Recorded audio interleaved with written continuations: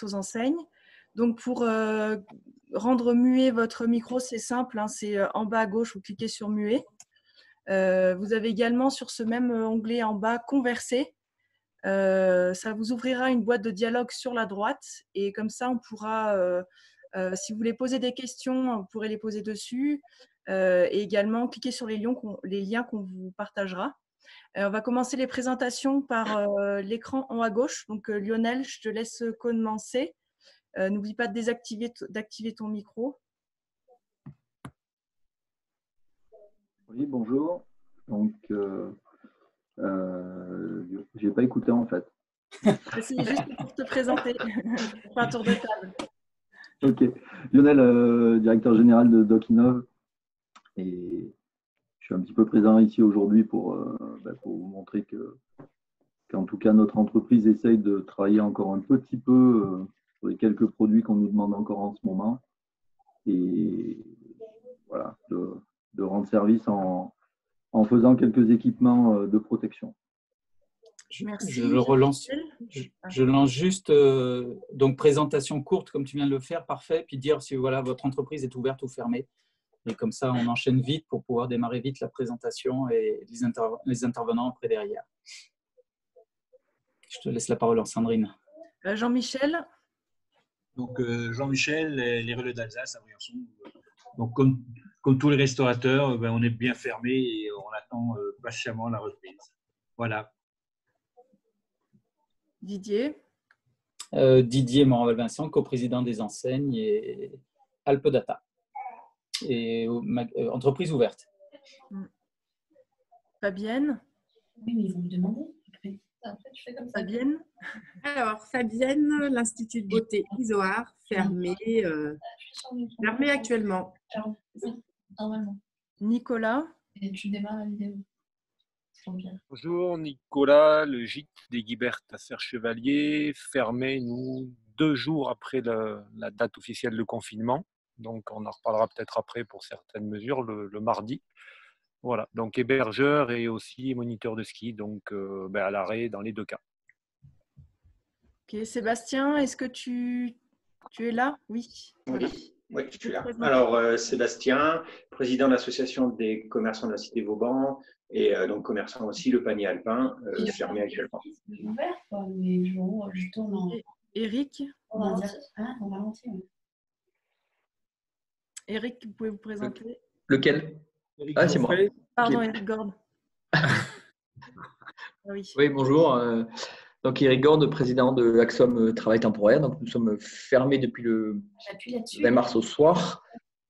Voilà. Et puis, j'interviens a priori à double casquette, donc entreprise locale. Et regardez, je m'adapte. Voilà.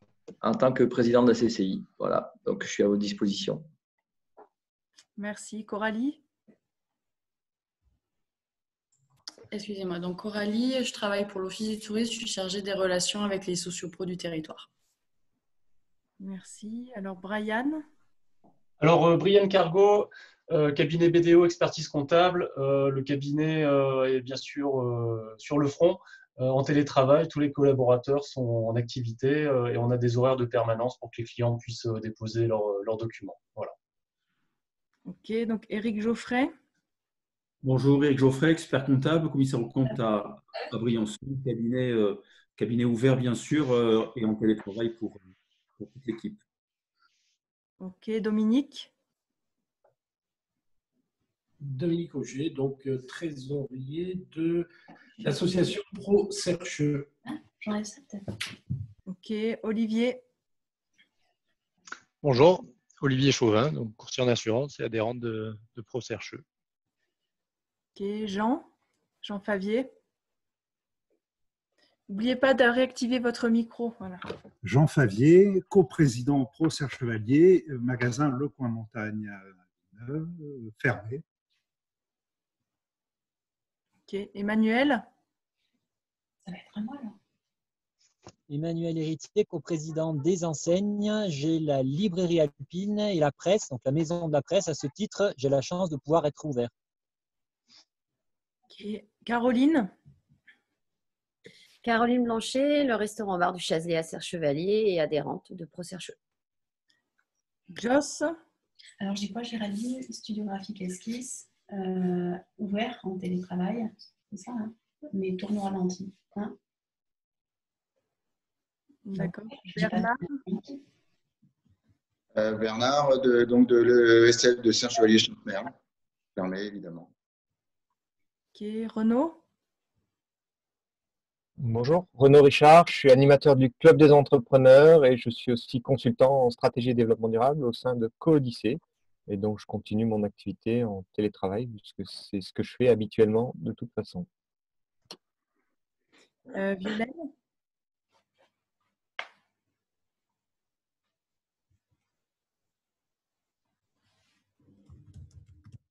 C'est moi, non? Je sais pas. Violaine, pardon. C'est moi. Donc, moi, Auberge de Violaine, fermée et coprésidente des sociétés pro. De ProSerche, je veux dire. Je vais y arriver, n'importe quoi. Voilà. Merci. Delphine. Bonjour. Delphine Moroc, du Club des entrepreneurs et coordinatrice de la Gravity Gate sur Briançon. Et je suis accompagnée de Lydie Monet qui a le gîte Le Brin que je suis branchée ou non? Et qui m'héberge parce qu'elle a une meilleure connexion Internet que chez moi. D'accord. Alors, on a une esquisse. Joss, est-ce que c'est une autre personne? Vous avez une double connexion ou... Alors, moi, d'accord. Je laisse après. Ah, il y a esquisse.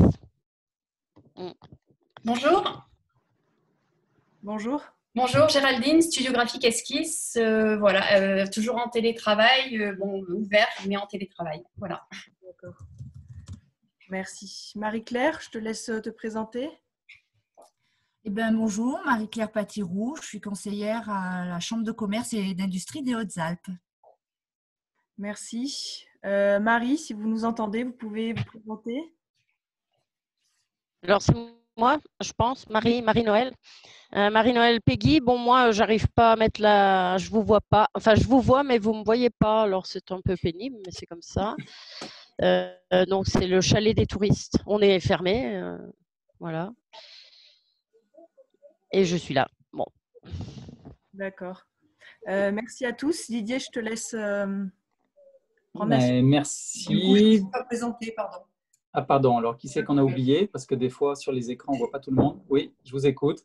Alors, c'est Joss. Je suis la boutique Chinook, Serre Chevalier Monétier. Et double casquette parce que mon homme est le gardien du refuge de l'Aigle. Donc, les deux établissements sont fermés. Voilà. C'est tout. Bonjour à tous. Ok, très bien. Bon, ben voilà, une assemblée très, très disparate, mais c'est bien, on mutualise un peu toutes les compétences, les énergies pour cette suite du confinement. On en est à notre 7e visio. Là, je crois qu'on a atteint le plus de monde. On doit être 27 participants là, d'après l'ordi. Ce qu'on voulait, donc, c'est présenter Eric en tant qu'entrepreneur, Eric Gord en tant qu'entrepreneur local. Je donne juste en 2 mots l'organisation un peu de la visio pour qu'on aille assez vite. Eric Gord, donc entrepreneur local Axom, et puis nous dire un petit mot de la CCI aussi, c'est le président. Ensuite, j'aurai une petite intervention avec, on aura une intervention avec Lionel Dokinov aussi parce qu'il a son entreprise qui est ouverte et fermée, enfin qui fait des actions. Et ensuite, une petite intervention de 2 experts comptables qui sont présents sur des questions-réponses un peu techniques par rapport aux aides, par rapport à... Voilà, n'hésitez pas à poser vos questions. C'est l'avantage des associations où on essaie de mutualiser tous nos compétences. Merci. Je laisse la parole à Eric Gord. Bon, merci pour cette première casquette. En tout cas, je suis ravi de la façon dont vous organisez tout ça parce que ça ne se passe pas partout ailleurs. Mais en tout cas, on essaie avec Marie-Claire, on en parlera tout à l'heure avec la CCI, mais dupliquer ce type d'opération. Donc, nous, ce n'est pas très compliqué. Axom, donc le siège social était à Briançon. On est 14 permanents, donc on a fermé le 20 au soir. On a une grosse activité bâtiment travaux publics. Comme vous le savez, ils ont tous été arrêtés quasiment tous le mardi soir, donc le 17 mars. Donc on avait un peu plus de 300 intérimaires placés dans les entreprises du département des Hautes-Alpes, parce qu'on est vraiment exclusivement au alpin. Voilà. Notre clientèle est à 99% au alpine. Et donc, on est passé de 320 salariés placés le lundi 16 au mercredi 18 à 7 salariés intérimaires. Voilà. Donc, du coup, là, on vient de clôturer la facturation du mois de mars. Donc, on a une perte de quasiment 50% de chiffre d'affaires parce que la première quinzaine a été facturée. Donc, voilà. Et la prévision pour le mois d'avril, on fait généralement à peu près 1,3 million, 1,4 million de chiffre d'affaires au mois d'avril. Là, on a une prévision de 150 000 euros. Voilà, donc on est sur une dégradation énorme puisque la totalité des chantiers sont fermés. Alors, on a quelques redémarrages, notamment de petites entreprises, notamment des artisans, qui, eux, ont des chantiers un peu plus adaptés, avec moins de coactivité sur un certain nombre avec d'autres intervenants et qui permettent en fait de un peu mieux respecter les gestes barrières pour les salariés. Donc là, on a une petite reprise puisque là, à mardi, parce que lundi c'est Pâques, mais à mardi, on est une petite quarantaine de salariés intérimaires qui ont repris. Donc, oui, donc on part de 7, donc on a une petite progression chaque semaine et toutes les 2 ou 3 heures, on a une information comme quoi on a un intérimaire qui est repris et qui redémarre. Voilà. Après, bon, on a l'avantage d'avoir une entreprise qui est solide, ce qui n'est pas forcément le cas de tout le monde. Donc, on a la trésorerie qui nous permet de tenir. Donc, on a activé quelques dispositifs. Le premier, ça a été le décalage des charges patronales, sociales en tout cas, avec l'URSSAF le 15 mars. On avait à peu près 200 000 euros qu'on a stoppés. Voilà. Donc, stoppés. Alors, elles ne sont pas annulées. Hein. Vous savez tous qu'il n'y a pas d'annulation. Voilà, je pense que les experts comptables nous le diront tout à l'heure. Mais, et puis, qu'est-ce que j'ai utilisé? Évidemment, l'activité partielle pour mes équipes de permanents. Et puis, évidemment, pour nos salariés intérimaires qui sont aussi concernés. Donc, voilà, donc j'ai eu énormément de travail sur les payes du mois de mars, puisqu'il a fallu déclarer quasiment 300 personnes en activité partielle. Donc, on s'est un peu arraché les cheveux. Voilà, mais je pense que tout le monde est un peu dans ce cas-là avec le système d'activité partielle. Voilà. Donc, qu'est-ce que je peux vous dire? J'espère. On ne voit pas, en tout cas, nous. J'ai eu à peu près une 50aine de clients là, cette semaine au téléphone. Personne ne ressent, en tout cas, un redémarrage, même quand on sera vraiment sorti du confinement, d'un redémarrage explosif. Ça sera plutôt, a priori pour l'instant, un redémarrage en douceur, donc ce qui ne va pas forcément arranger nos affaires. Voilà. En tout cas, on est déjà à peu près sûr que l'année 2020, elle est déjà, en tout cas en termes de résultats, elle est déjà foutue, quoi. Ça, c'est sûr. Voilà. Ok, merci pour ces précisions, cette franchise au niveau des chiffres et je dirais voilà, les inquiétudes des grosses boîtes comme toi. Et on a eu en interviewé aussi dans le BTP, on voit que c'est inquiétant parce qu'on ne sait pas si ça va redémarrer de suite. Il y a des conditions sanitaires qui sont imposées. Enfin voilà, on aura l'occasion d'en reparler.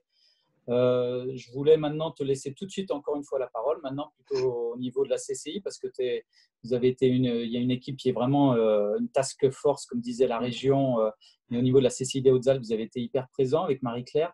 Vous avez amené tout de suite des conseils pratiques et concrets.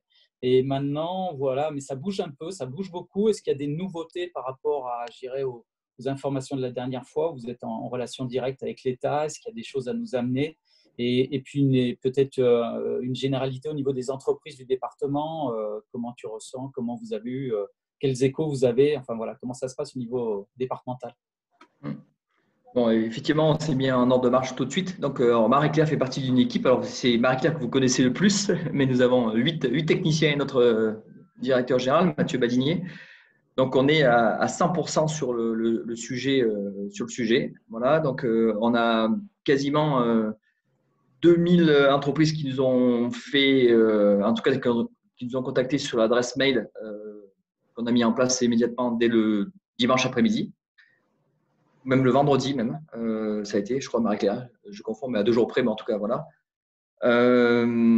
Donc, évidemment, beaucoup de questions, beaucoup d'accompagnement sur les dispositifs. Donc, alors, il y a une chose quand même qu'on peut quand même dire, c'est qu'il y a beaucoup de dispositifs. On ne peut pas dire que l'État n'a pas joué le jeu sur les dispositifs qui ont été mis en place de façon extrêmement rapide. Après, est-ce qu'ils sont tous adaptés à la totalité des tailles des entreprises? Ça, j'en suis un peu moins sûr. En tout cas, aujourd'hui, avec le recul, on se rend compte qu'on a notamment pour les petites structures un dispositif qui est trop léger. C'est ce qu'on fait énormément remonter depuis plusieurs jours. J'ai demandé à Madame la préfète qu'on fasse au minimum un point hebdomadaire parce qu'elle ne venait pas vers nous, elle ne venait pas vers le monde économique. Alors après, elle vient d'arriver, donc elle a 3 semaines, un mois de présence sur le territoire. Donc ça y est, on a mis en place, on a notre 3e réunion hebdo, c'est tous les jeudis à 15h avec l'ensemble du monde économique et on essaie de regarder les dispositifs qui fonctionnent bien, ceux qui fonctionnent moins bien. C'est sûr qu'il y en a un qui a explosé en vol, c'est l'activité partielle. Je pense que pour ceux qui l'ont utilisé, ça a été une catastrophe parce que c'est clair, hein, on est sur un outil qui n'est absolument pas dimensionné par rapport au volume qui arrive aujourd'hui, hein, puisque l'activité partielle en France, ça a toujours existé. Ça existe quand une entreprise est fermée pour une raison, une catastrophe naturelle ou des choses comme ça. Donc, on est sur des volumes qui sont très, très petits. Et donc, cet outil il a été utilisé sans être reconfiguré. Donc, à la fois pour tenir les codes. Après, on n'a pas bien tous compris qu'il fallait aussi attendre après derrière, pour ceux qui avaient les codes, une habilitation pour utiliser ces codes. Après, le dossier à compléter. Bon, voilà. Donc, ça a été très compliqué. On a eu énormément. Je crois que la première semaine, ça a été 80% à peu près de demandes là-dessus. Là, on rentre sur une deuxième phase sur ce dispositif où maintenant, les premières entreprises qui commencent à demander le remboursement de leurs heures du mois de mars suite à leur fiche de paye, là, on a des problèmes. Le site a explosé encore hier sur les demandes de remboursement. Donc, avec en plus beaucoup de problèmes, c'est qu'ils rejettent les demandes de remboursement. Donc, c'est du rejet. Donc là, hier, on a aussi attrapé par vidéo Géraldine Daniel, qui est la directrice de la Directe, qui fait ce qu'elle peut, mais elle n'a pas beaucoup la main sur le système informatique qui est l'ASP, en fait, qui est le système en fait, de l'État pour le paiement. Voilà.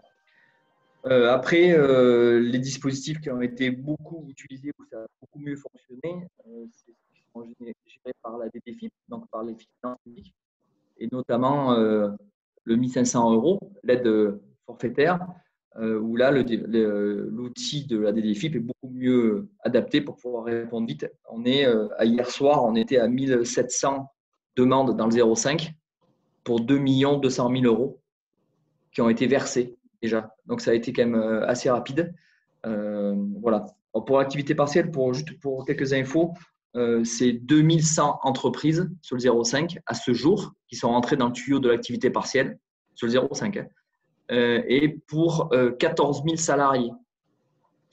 Pour information, dans le département, on a 29 000 salariés privés. Donc, on est quasiment à 50% des salariés dans le 05 qui sont en activité partielle. Alors, soit à 100%, hein, soit à temps partiel, puisqu'on peut travailler et être complété par l'activité partielle. Mais en tout cas, on a 14 000 salariés de touchés et 2100 entreprises. Ça vous dit… En fait, ça vous donne une info sur le tsunami qu'on est en train de se prendre à la figure, quoi. Voilà, clairement. Après, les aides, évidemment, il y en a plusieurs. On pourra en discuter. On est à vos dispos avec Marie-Claire. Il y en a une qui va sortir normalement la semaine prochaine, qui met beaucoup de temps à sortir. C'est l'aide de la région. Il y a eu beaucoup de com du président Muselier. Hein. On est malheureusement sur des dispositifs qui sont très pris en main par des politiques. Alors après, moi, je ne suis pas politique, donc je ne me gêne pas avec ça, je suis assez cash. Il y a une belle opération qui est en cours, mais pour l'instant, elle est beaucoup lustrée par les discours politiques. Et derrière, ils ne sont toujours pas d'accord sur comment et les critères d'attribution de ce fonds. Voilà. Donc, on commence à y voir un peu plus clair. On a eu des informations hier avec Annie Fayolet, pour ceux qui travaillent, qui est aussi évidemment chez nous et qui fait partie de l'équipe de 8 à la CCI, où on a eu déjà les premières esquisses du contenu des critères qui vont être mis en place pour l'obtention du fonds régional. Voilà. Donc, je pense que mardi ou mercredi, ça sera complètement définitif. Et évidemment, on sera les premiers à vous diffuser cette information-là. Et de toute façon, les CCI seront en première ligne aussi pour accompagner les entreprises à instruire les dossiers. Ça, c'est parce qu'on fait partie de cette fameuse task force, comme tu disais, Didier, régionale. Et là, c'est la CCIR régionale. Et donc, nous, ça sera déployé sur les CCI territoriales. Voilà. Alors, attention entre l'effet d'annonce et ce qu'on va voir arriver. N'attendez pas non plus le messie, quoi. Voilà, c'est ce que il faut être très prudent là-dessus. Et puis, on a des relations, évidemment. On a notre député qui joue énormément le jeu, je peux vous le garantir. Je l'ai 2 à 3 fois par jour au téléphone. Il est très, très attentif. Il a beaucoup d'entrées dans les ministères qui nous intéressent, Bercy au travail et ministère du Travail, où il s'est mis dans des commissions qui ont fait avancer à plusieurs fois le sujet suite à des remontées du département des Hautes-Alpes. Ça se sait peu, mais je peux vous garantir qu'il est extrêmement actif. Et donc, il ne faut pas hésiter. Alors, il ne faut peut-être pas le solliciter en étant 50 ou 60 à l'appeler de front par jour, mais en tout cas, coordonner un peu les actions et les centraliser, il est assez redoutable d'efficacité. Voilà, je peux vous le dire. Et là, on est en train de travailler avec lui sur le dispositif, parce qu'on a vraiment un gros trou dans la raquette pour les petites structures où l'aide de 1 500 € n'est absolument pas suffisante et où on a besoin, alors notamment par exemple, si je prends un exemple sur un commerce de vêtements ou de chaussures qui a reçu son stock pour le printemps-été, évidemment magasin fermé, stock reçu, tout en partie, payé, tout en partie ou à payer. Et là, on a un gros problème parce que pas d'encaissement, on est au plus bas de la trésorerie et là, ça coince, mais ça coince et ce n'est pas 1 500 € qui vont décoincer la situation. Et là, on a soit le crédit fournisseur, mais qui aura ses limites, parce que de toute façon, si tout le monde joue sur le crédit fournisseur, ça va faire qu'accélérer les problèmes. Et c'est là où aussi les banques doivent jouer, notamment avec le fameux PGE, le prêt garanti par l'État, où là aussi, on a aussi quelques réticences de certaines banques, et notamment sur les commerçants et artisans, où en tout cas, on a des remontées aujourd'hui sur lesquelles ils sont plutôt frileux. Voilà. Bon, il n'y a pas de banquier autour de la table, là, je n'ai pas entendu, mais ils le savent, hein, parce que hier, j'ai mis un petit coup de gueule là-dessus. Pour l'instant, on a beaucoup d'entreprises qui ont des bons bilans en 2019, des bonnes cotations en Banque de France, et eux ont eu le PGE sans aucun souci en 4 jours. C'est beaucoup moins le cas sur une structure d'entreprise. Je ne parle même pas d'entreprises qui sont en redressement ou en procédure collective ou ainsi de suite, hein, où là, on peut éventuellement imaginer qu'une banque peut être réticente. Voilà. Mais sur des entreprises qu'on peut trouver de façon courante dans les Hautes-Alpes, qui tire-pousse, un résultat à peu près à zéro, un petit peu de trésorerie, et bien là, on a quand même des banques qui demandent même des garanties personnelles sur les fameux 10% qui manquent, que l'État ne garantit pas. Donc ça nous pose un problème parce que c'est interdit dans le décret. Voilà. Et on a quelques banques qui sont…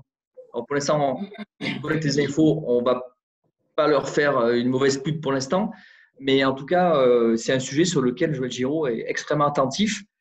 Et du coup, il est arrivé à réussir à intégrer le groupe de travail national. Il y a une réunion hebdo entre les banques au niveau national et Bruno Le Maire, avec quelques intervenants, et Joël Giraud vient d'y rentrer dans ce groupe de travail suite aux remontées du terrain. Donc, nous, c'est important d'avoir quelqu'un local qui soit sur cette partie-là. Voilà, après, on est à votre entière disposition. Vous savez qu'on est 7 sur 7, voilà, de 8h le matin jusqu'à tard le soir. Même entre midi et 2, on répond à la CCI. Voilà, on a essayé de faire du mieux possible avec les moyens qu'on a. Voilà. Donc, après, en parallèle, on a créé pas mal d'outils. La géolocalisation des commerces, ça, je pense que vous avez pu avoir ça. C'est un outil de la CCI de Marseille. On est parti de zéro et on a un peu plus de 300 commerces aujourd'hui référencés sur la plateforme. Voilà, on est aussi en train de travailler sur le report des soldes parce que là, il va y avoir aussi un sujet. Elles sont aujourd'hui de mémoire, je crois que c'est le 26 juin. Si je ne me trompe pas. Hein. Voilà, si, donc ça. Là, il y a quand même une grosse question sur laquelle on est en train d'anticiper.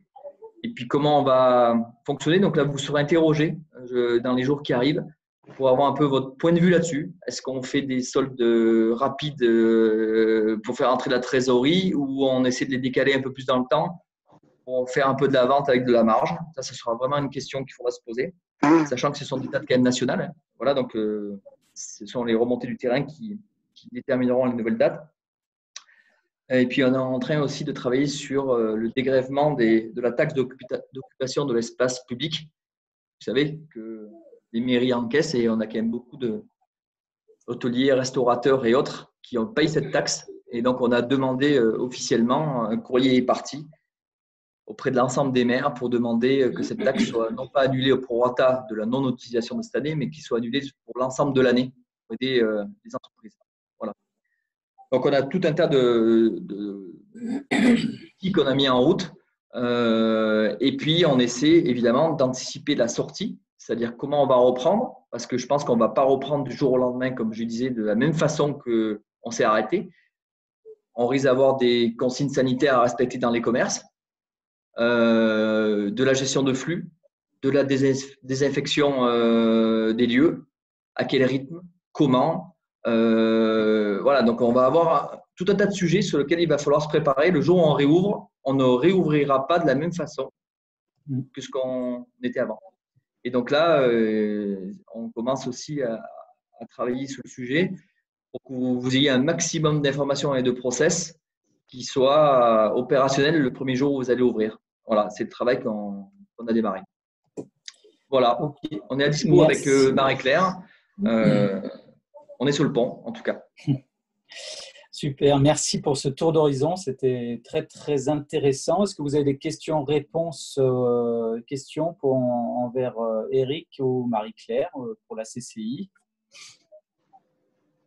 Autrement, non, pas spécialement. Donc, ça moi, va j'ai une permettre… question. Oui, Jean, vas-y.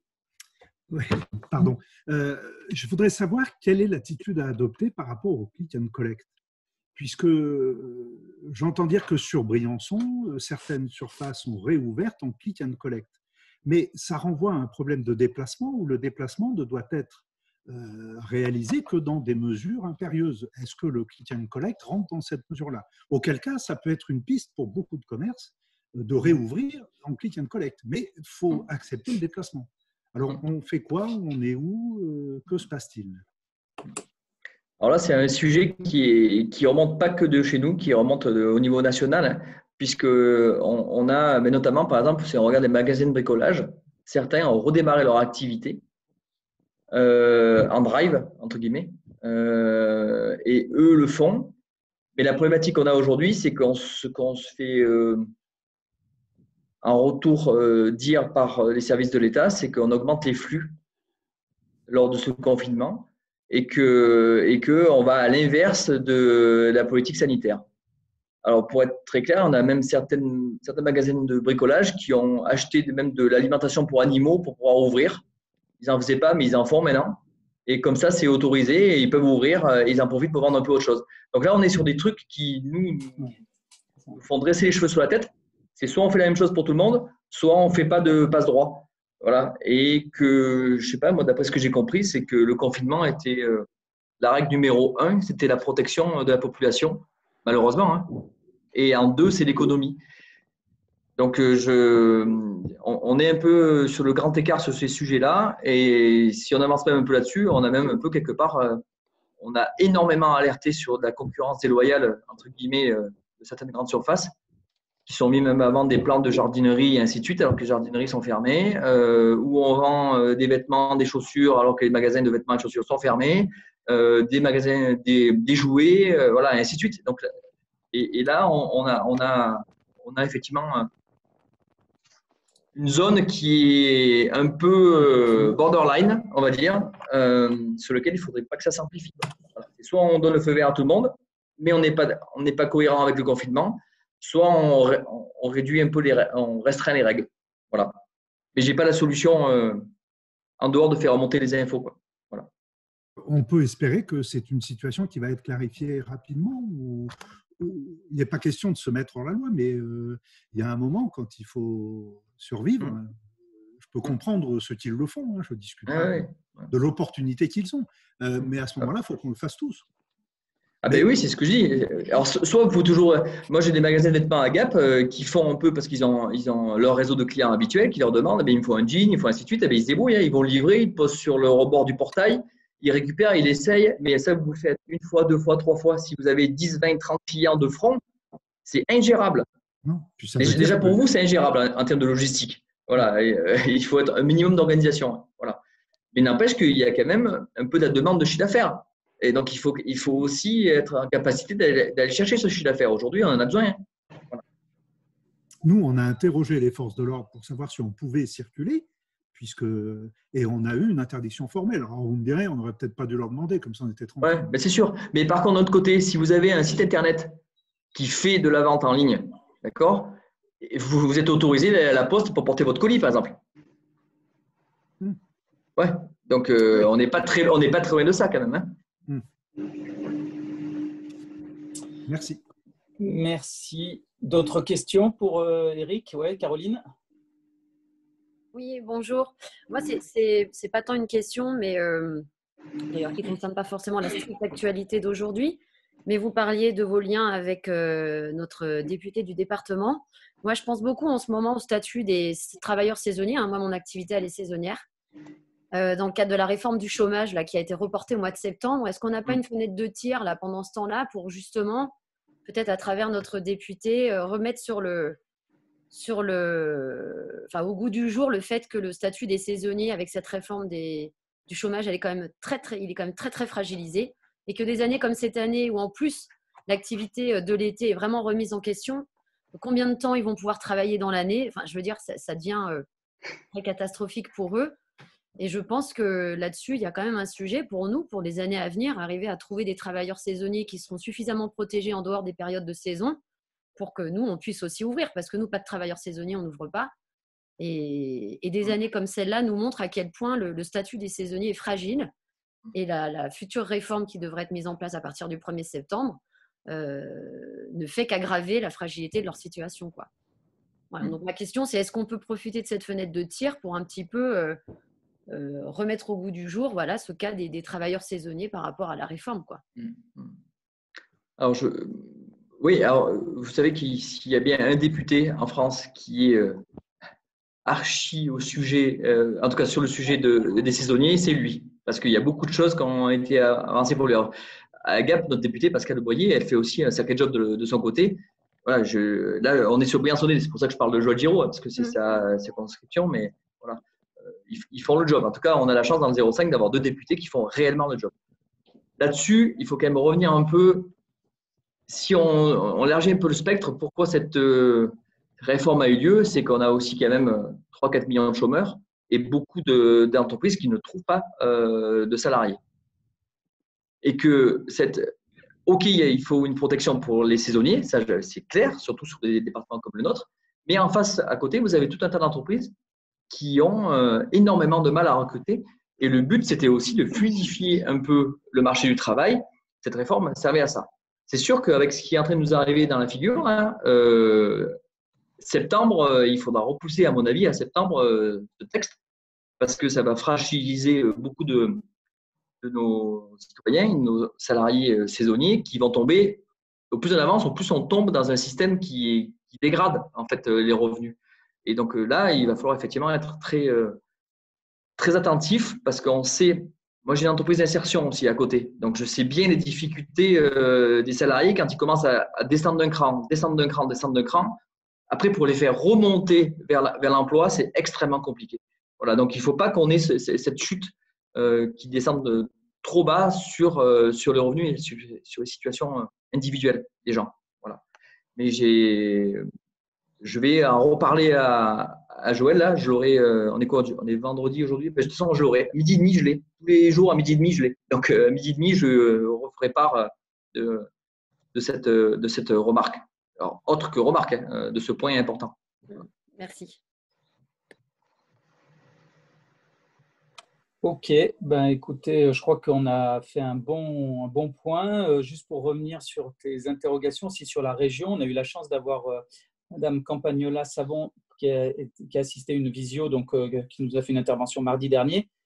Et puis, on a aussi le collaborateur, comme tu dis, de Joël Giraud, qui vient écouter régulièrement notre visio. Aujourd'hui, il n'a pas l'air d'être présent, mais il est là. On peut confirmer qu'ils sont présents, qu'ils écoutent. Et je ne sais pas s'ils arrivent à remonter des infos de nos visios, mais au moins, on se sent un petit peu écouté. Ça, c'est agréable. Je crois que tu as fait une transition tout à l'heure qui va me permettre de continuer envers notre adhérent qui a son entreprise qui a pu réagir avec ce confinement, c'est Lionel Blanchard qui est là, d'Okinov. Donc, je vais lui donner tout de suite la parole. Eric, merci. Je pense qu'on va essayer d'avancer parce que dans le temps, on a un peu débordé. Et on a un peu du monde qui doit intervenir juste après.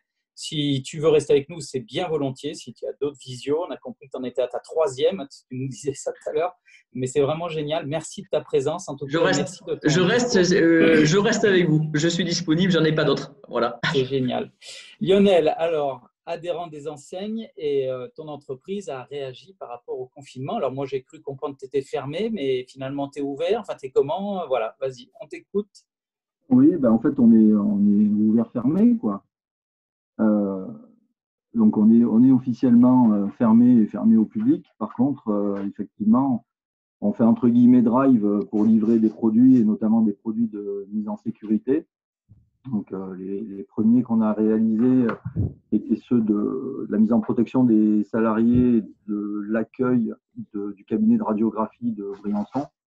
Donc avec un modèle qui avait été dessiné par un des membres de notre groupement qui a été très moteur dans tous les supports que l'on peut fabriquer avec notre matériel habituel avec lequel on travaille depuis quelques années maintenant, donc que ce soit l'impression numérique à plat sur des supports ou la découpe numérique avec notre robot de découpe et qui nous a permis justement de faire ces supports en plexiglas autoportants pour poser sur les bancs et donc mettre en relative, en tout cas sécurité, les agents intervenants. On a équipé le scanner aussi à Briançon. Et ensuite, les docteurs Manté et Montesinos ont montré les photos aux autres collaborateurs de Gap, notamment, de la clinique, de l'hôpital et d'autres cabinets de radiologie. Et du coup, on a équipé à Gap tous ces services avec une vingtaine de supports de protection. Voilà, donc c'est un peu ce qui nous a remis le pied à l'étrier et qui m'a fait faire revenir un de mes collaborateurs, puisque au bout d'un moment, c'est plus servir toutes les machines. Donc, on a besoin, heureusement, de nos collaborateurs compétents pour mettre en route des machines. Et c'est ce qui a un petit peu relancé Dokinov. Et au début, je n'étais pas trop fan. Et pour tout vous dire, ce qui m'a motivé à venir faire justement ces supports, c'est qu'on s'est aperçu qu'il y a une Italienne qu'on a identifiée maintenant, qui démarchait dès les premiers jours du confinement les commerces locaux ouverts, notamment alimentaires, pour vendre des plexiglas. Donc, elle prenait les règlements, elle les faisait fabriquer en Italie et ils arrivaient d'Italie quelques jours après. C'est une pratique qu'elle continue à faire. Je ne suis pas très à cheval sur le juridique et donc je ne vais pas aller lui chercher des noises plus que ça, mais je pense que c'est important de le dire et de le partager. Quand nous, on était entièrement fermés alors qu'on aurait pu travailler et payer l'électricité, comme je dis, on s'est un peu retenu. Et puis finalement, avec la demande de plusieurs clients, on a réouvert, on a décidé de faire ça. Mais en tout cas, il y en a qui n'avaient pas d'état d'âme et pas d'état d'âme à circuler d'Italie à la France pour venir livrer ce genre de support qu'on pouvait très bien fabriquer sur l'espace sud. Bon, voilà, ça c'était un petit peu le petit coup de gueule. Ok, et en plus, tu as fait une petite vidéo, donc on la partage sur le chat online qui est intégré dans l'appli. Alors justement, pour détendre un peu l'atmosphère, j'avais prévu de vous la passer. On a mis le lien en chat online, comme ça on la regarde tous tranquille. On va pouvoir enchaîner avec vous ayez des questions à Lionel pour voir, parce que c'est vrai que tes produits, je pense que ça peut intéresser beaucoup de commerçants, parce que quand on va à la reprise, c'est sûr, dans les questions sanitaires, on va avoir beaucoup d'interrogations, donc autant se prévoir à l'avance et se mettre en relation avec toi et peut-être poser des questions en amont, parce que quand la reprise va être là, il va falloir tous qu'on fasse du chiffre et dans les meilleures conditions et respecter les conditions sanitaires. Ouais. Donc, si vous avez des questions, n'hésitez pas, il est là.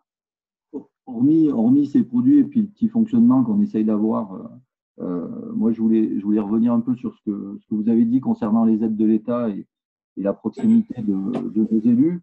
Moi, j'ai quand même un petit peu l'impression que l'État se fout un peu de notre figure quand même, parce qu'une fois qu'on a fait le tour des aides disponibles et quand on passe beaucoup de temps et où beaucoup d'organismes passent beaucoup de temps à nous informer, au final, on a quoi? On a un PGE qui sera de toute façon à rembourser. On a des charges qui sont décalées mais qui seront de toute façon à payer. On a des prêts à taux zéro alors qu'aujourd'hui, on peut emprunter depuis plusieurs années à moins de 1%. Et les PME qui font plus d'1 million d'euros de chiffre d'affaires, au final, elles n'ont aucune aide. Puisqu'on n'a même pas droit aux 1 500 euros. Donc, on se retrouve moi, personnellement, en tout cas, je me retrouve dans une situation où, si je veux pouvoir sortir mon salaire à la fin du mois, puisque personne ne me le prend en charge en tant que TNS, ben, je suis bien obligé d'essayer de faire tourner un petit peu la boutique. Alors, légalement ou pas, j'en sais rien. Je l'avoue que je m'en tape. On prend les mesures barrières, on prend les mesures de précaution, et tout ça. Je ne vois pas pourquoi nous, on n'aurait pas le droit de travailler un petit peu. Et là, je rebondis un peu sur la réflexion de Jean. Quand on voit qu'aujourd'hui, Amazon n'a aucun problème à continuer à livrer et à faire venir ses employés dans des entrepôts où, certes, il y a de la place, mais il n'y a pas forcément plus de place, voire il y a peut-être une plus grande densité de personnel au mètre carré que chez DocInnov, ou chez Jean, s'il a 1 ou 2 gars qui bossent dans un entrepôt pour préparer des livraisons.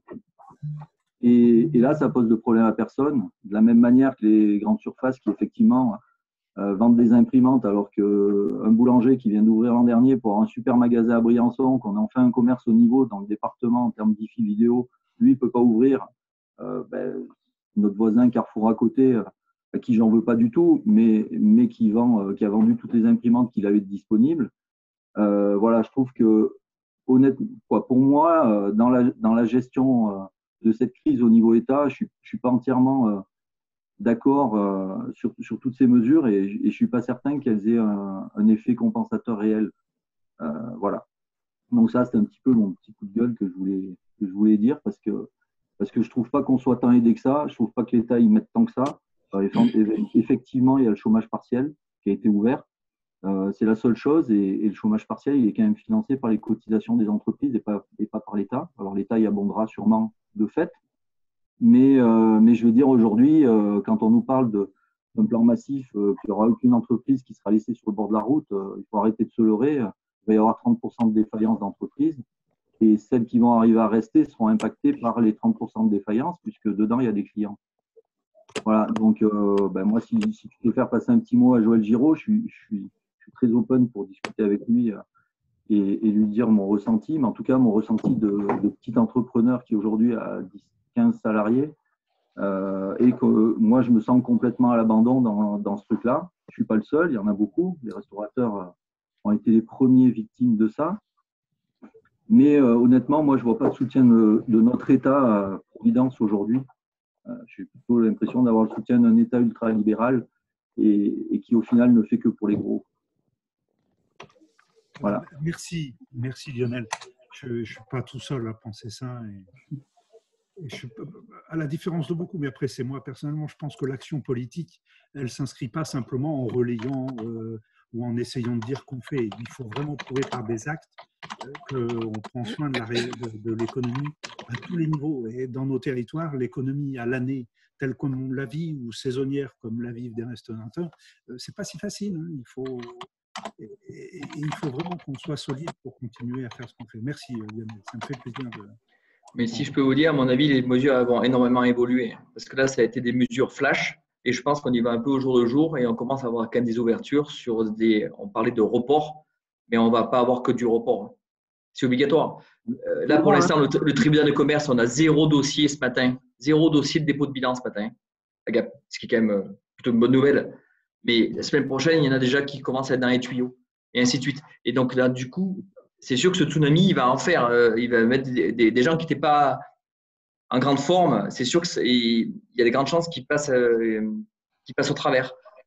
Mais on va avancer forcément, à mon avis.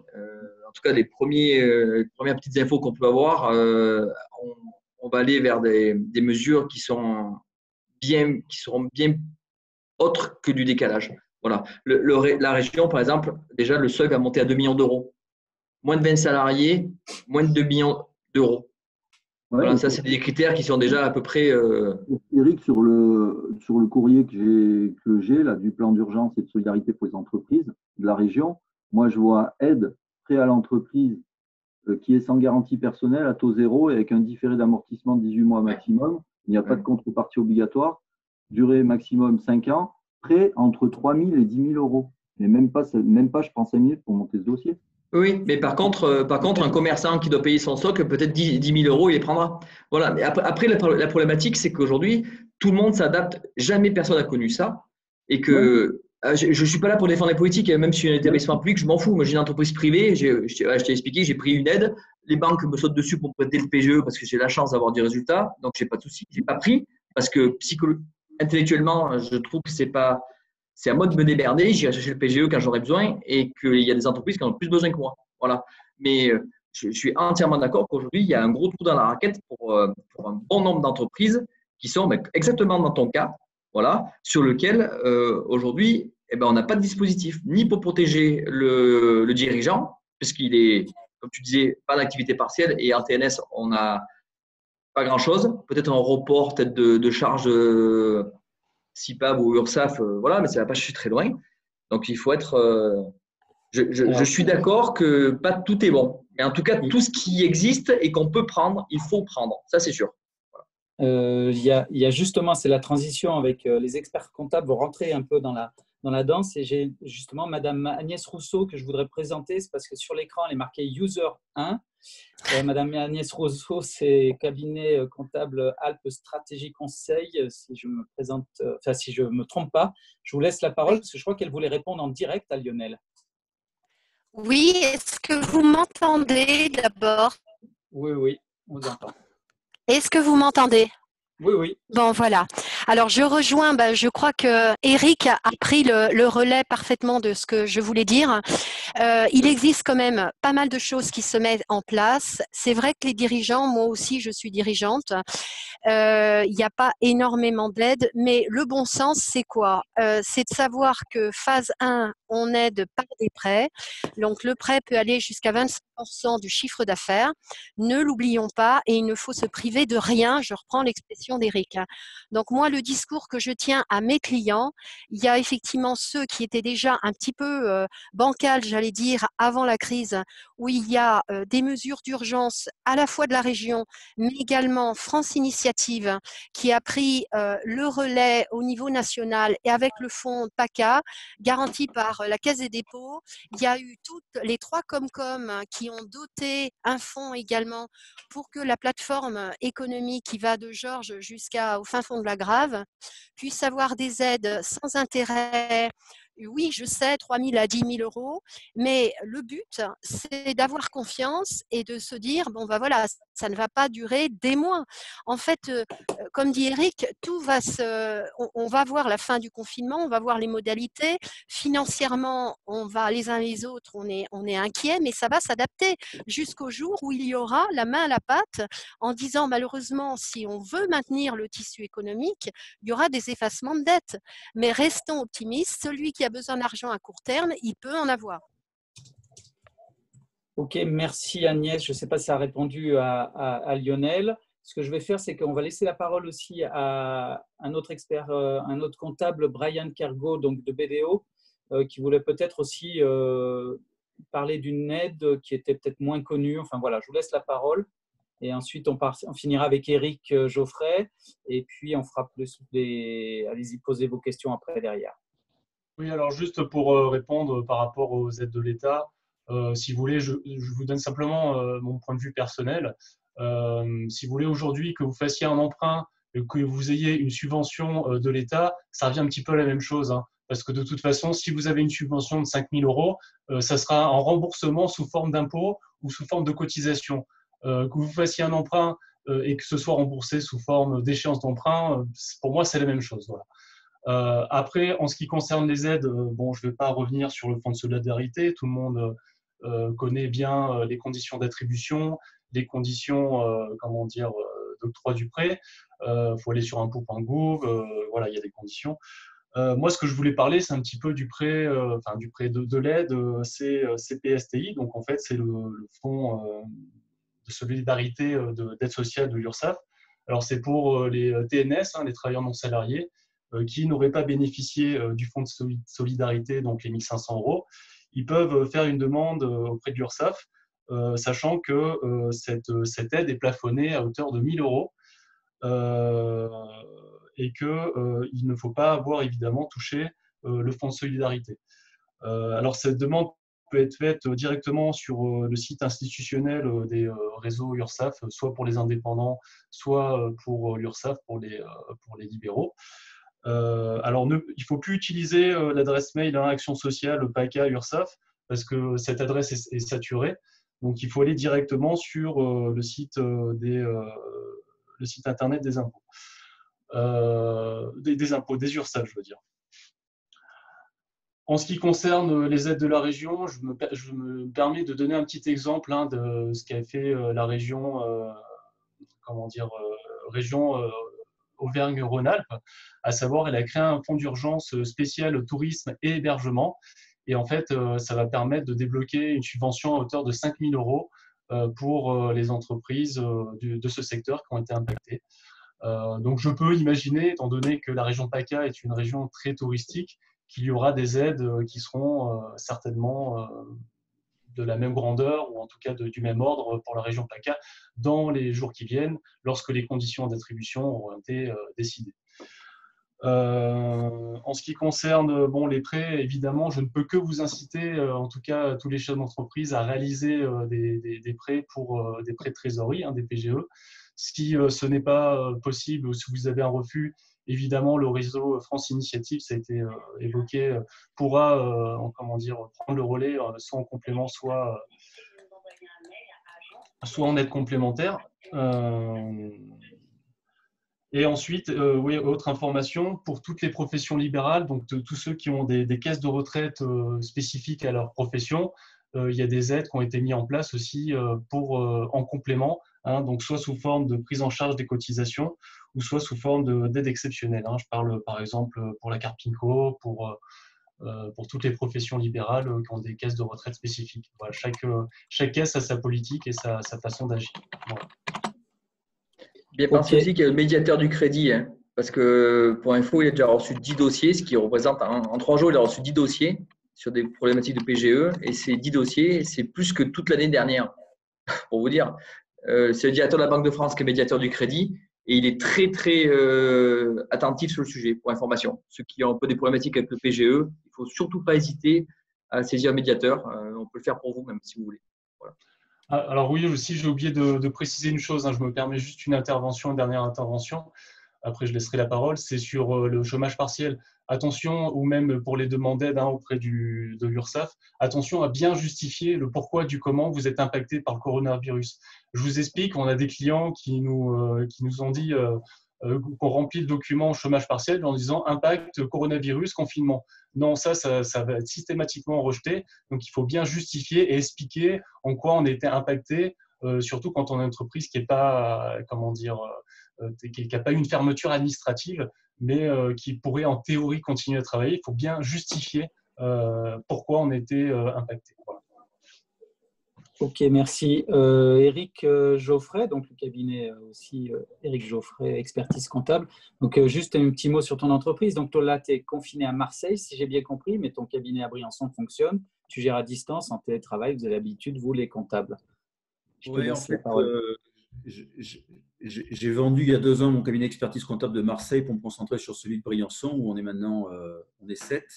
Et je garde sur Marseille une activité de commissariat aux comptes et d'expertise judiciaire avec une casquette un peu plus spécialisée sur des missions confiées par le tribunal de commerce sur les entreprises en difficulté. J'ai beaucoup travaillé avec les administrateurs judiciaires et du coup, j'ai une petite expertise dans le redressement et j'interviens souvent pour éclairer le tribunal sur l'origine des difficultés et éventuellement l'assistance de l'administrateur pendant la durée de la période d'observation. Voilà, donc là, je suis monté hier. D'ailleurs, c'était assez surprenant de partir de Marseille à 18h, d'arriver ici aussi vite en croisant personne, même pas un gendarme, et d'être là en moins de 3 heures. Donc oui, non, le cabinet est en télétravail. Confrères et consoeurs là qui sont présents, je pense qu'on est tous sur le pont pour aider nos clients. Je pense que ce n'est pas nécessaire de faire un point des mesures. Je crois que tout a été un peu évoqué par tout le monde.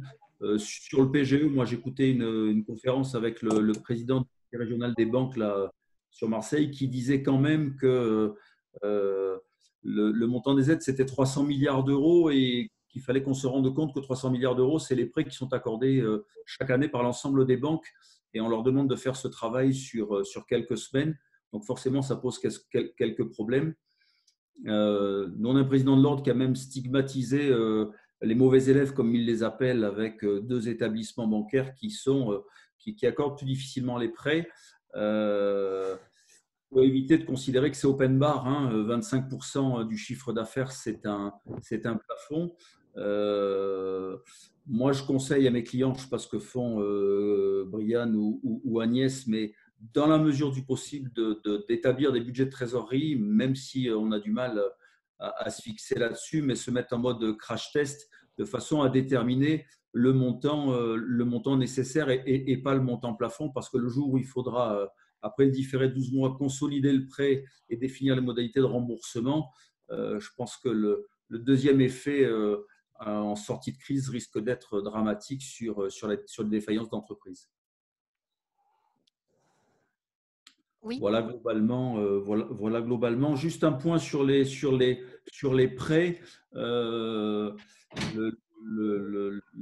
site de la BPI vous permet également d'attirer votre attention sur le prêt rebond, qui est un prêt éligible pour les PME qui répondent à la définition européenne.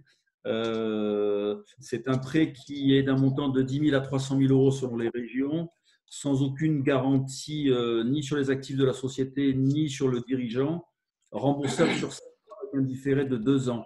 Donc voilà, c'est certain qu'aujourd'hui, des entreprises qui ont des capitaux propres négatifs ou qui, parce que leurs partenaires financiers les connaissent dans leur capacité de rembourser un emprunt, refuseront la délivrance d'un PGE, il existe d'autres solutions comme ce prêt rebond notamment.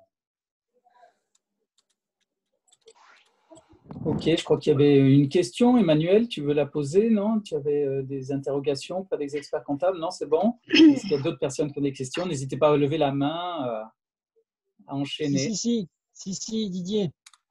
J'ai une petite question. Tu as entièrement raison. Moi, j'aurais aimé savoir exactement quelle était la différence du côté employeur, du côté employé, entre le chômage partiel total et le congé maladie pour garde d'enfants. Ah ben ça n'a rien à voir. Chômage partiel, c'est demander la prise en charge de l'arrêt de travail de son salarié, alors que de l'autre côté, il peut justifier de garder son enfant et donc il est pris en charge comme s'il était malade en fait. Mais au niveau du résultat en fait sur la fiche de paye de l'employé, quelle sera la différence?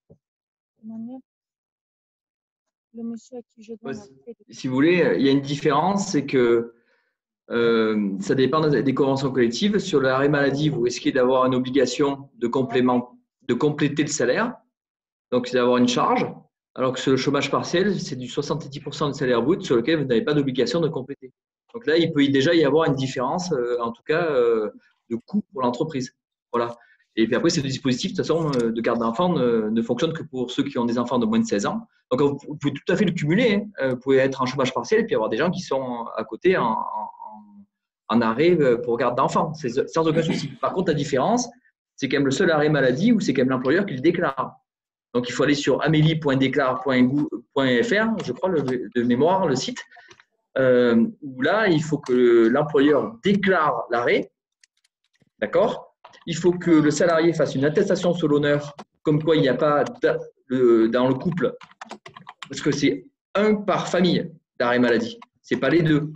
Évidemment, on ne va pas prendre 2 fois l'arrêt maladie. Pas besoin d'être à 2 pour garder les enfants. C'est ça, en fait, le principe. Voilà. Et puis, donc, on n'est pas du tout sur le même dispositif, clairement. Voilà. Je peux pas. Ouais, ça va même plus loin, parce que si un des deux conjoints est en chômage partiel, ça veut dire qu'il est à la maison et qu'il a la capacité de garder les enfants, l'autre ne pourra pas demander à être en arrêt de travail pour garde d'enfants à domicile. Oui, dans le cas où il y a effectivement les deux concernés par une des deux mesures, clairement. Voilà, merci pour ces précisions. Moi, c'était beaucoup plus terre à terre. J'ai déjà commencé, donc ça, je connaissais un petit peu. C'est vraiment sur la fiche de salaire de mon employé, quelle différence y aura-t-il entre 100% de chômage partiel et maladie garde d'enfant sur 15 jours, sachant que cette personne est payée au SMIC. Donc, c'est une question à l'adresse des experts comptables, bien sûr. Oui, est-ce que je peux parler? Je ne sais pas. On vous écoute. Oui, pas très bien. Excusez-moi, j'ai des problèmes de caméra, donc je suis vraiment désolée, j'ai un audio. Donc, avec beaucoup de bon sens autour du SMIC, monsieur, votre salarié a intérêt d'être effectivement en activité partielle, puisque tout est pris en charge et pour vous, si vous voulez, il n'y a aucune charge complémentaire à faire. Donc, je pense que l'hésitation ne se fait pas. Par contre, voilà, avec beaucoup de bon sens, il y a des aides. Moi, c'est une remarque absolument générale que je me permets de faire. Oui, il y a des aides. Soyons loyaux. Soyons droits les uns les autres. Il n'y a pas d'optimisation à faire concernant les aides. Voilà, si vous prenez des aides et si vous n'en avez pas besoin, il faut penser à tous ceux qui se voient refuser les aides. Donc, avec bon sens, il faut voir une réalité économique. Soit votre salarié doit garder ses enfants, elle est malade, etc. Elle fait le nécessaire, comme l'a rappelé M. Eric Gorne notamment. Soit elle est en activité partielle et jusqu'au SMIC, effectivement, pour vous, ça ne vous coûte rien. Et pour son bulletin de paye, elle aura un maintien de salaire. Donc, ce qui veut dire, c'est que dans les deux cas, pour mon salarié, ça reviendra au même. Alors, les indemnités, je ne suis pas la sécurité sociale, je n'ai pas assez de recul. S'il y a chez vous, avec une convention collective, un maintien du salaire, ça revient au même. Voilà. Mais par contre, pour l'employeur, si vous voulez aucun risque, nous avons des mesures parfaitement bien expliquées par le ministère du Travail qui a fait un guide que j'ai édité, qui est mis à jour au 9 avril 2020 avec des questions-réponses, avec des simulations de coûts, qui est vraiment très, très pertinent et donc qui est disponible sur le ministère du Travail. N'ayez pas de crainte, ce n'est pas très long. Il y a 15 pages, mais il y a surtout des questions-réponses qui sont de la page 1, de 11 à 15, donc vous voyez, c'est très restreint, avec des exemples de financement, de savoir qu'est-ce qui se passe concrètement, qu'est-ce que je vais toucher, qu'est-ce que je dois payer, jusqu'à 5 fois le plafond. Je vous le conseille de le regarder. Et pour le trouver exactement, on fait comment ? Alors écoutez, moi je l'ai sous les yeux, c'est ministère du Travail, coronavirus, dispositif exceptionnel d'activité partielle, précision sur les évolutions procédurales et questions-réponses. Dernière mise à jour, 9 avril 2020. Si vous avez évidemment un expert comptable, il l'a reçu ce matin, notamment par l'ordre des experts comptables, donc n'hésitez pas à voir mon confrère ou ma consoeur. Merci pour cette réponse. C'était plus du côté de mon employé que je m'inquiétais que de mon côté, pour savoir quand je vais leur faire la proposition, s'il y a une retombée positive ou négative sur leur salaire. Merci de la réponse. Moi, j'ai une petite question. Dans le cadre de l'obtention d'un PGE, si on a demandé, enfin, si on a si on n'a pas payé les cotisations d'URSSAF des 2 derniers mois, si on a un PGE, on a bien sûr obligation à rattraper notre retard au niveau des charges ou pas? Non, c'est totalement indépendant. Le report des charges, c'est 3 mois pour l'instant. On verra comment, en fonction de la durée du confinement, comment le report sera possible au-delà. Le PGE, à mon sens, c'est ce qui n'a peut-être pas été dit. Il a pour objectif aujourd'hui de maintenir les relations entre les fournisseurs. Je crois que le maître mot, c'est surtout de ne pas arrêter de payer ses fournisseurs. Je crois que les échanges interentreprises, c'est de 700 milliards d'euros. Et si tout le monde commence à s'arrêter à payer ses fournisseurs, on est tous fournisseurs les uns des autres, forcément, la sortie de crise sera encore plus difficile. Donc non, si vous obtenez un PGE, le principal objectif du PGE, c'est de maintenir le paiement de vos fournisseurs et vous maintenez en même temps le report dont vous avez bénéficié au niveau des charges sociales. Entièrement d'accord sur ce point. La relation client-fournisseur, elle est d'autant plus importante dans les Hautes-Alpes où tout le monde est plus ou moins client-fournisseur et on est tous des PME. Donc, si on commence à jouer à ce jeu-là, chez nous, ça va aller encore plus vite qu'ailleurs, quoi. Et donc ça, il faut faire extrêmement… Je suis entièrement d'accord avec vous, Monsieur Geoffrey, c'est que ce PGE doit servir… On a plein d'outils à utiliser, n'utilisez pas le crédit fournisseur, quoi. Voilà, c'est surtout pas ce qu'il faut faire, quoi. Voilà. Parce qu'on met le doigt dans un truc et on va tous aller à un aspirateur, un siphon qui va nous amener vers un truc qui va être un vrai accélérateur de problèmes, quoi. Voilà. C'est comme ça qu'on l'appliquait, mais je posais la question par rapport au retard de charge. Bien sûr. Mais tout est cumulable, et beaucoup de choses sont cumulables. Hein. Voilà. Mais c'est comme ça qu'on l'envisageait. D'ailleurs, à mon sens, c'est fondamental que l'échange entre les entreprises continue, sinon c'est la fin. Et surtout, ça posera des difficultés à nos fournisseurs derrière qui seront incapables de nous relivrer.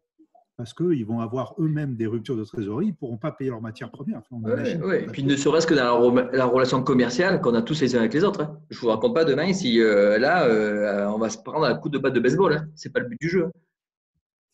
Ouais, non, nous, on continue à recevoir de la marchandise qu'on ne peut pas livrer. Donc, on rentre du stock qu'on honore, qu'on paye, et en espérant pouvoir la mettre sur le marché un jour ou l'autre.